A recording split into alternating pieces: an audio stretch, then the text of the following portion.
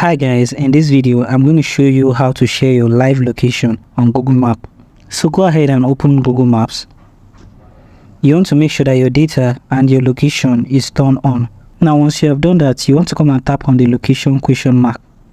This will take you to your exact location. Now tap on your location, which is on the screen.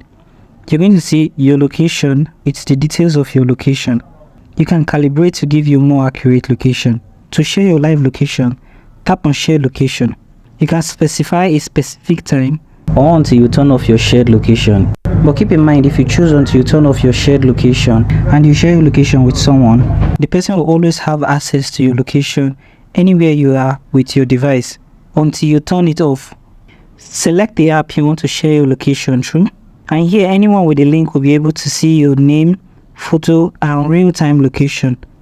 Tap on share and this will open the app for you to share your location. You can go ahead and share your location and the link will be sent to that contact that they can use to track your current location.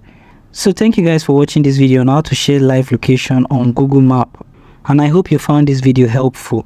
If you do find this video helpful, do make sure to subscribe to this channel and have its post notification turned on.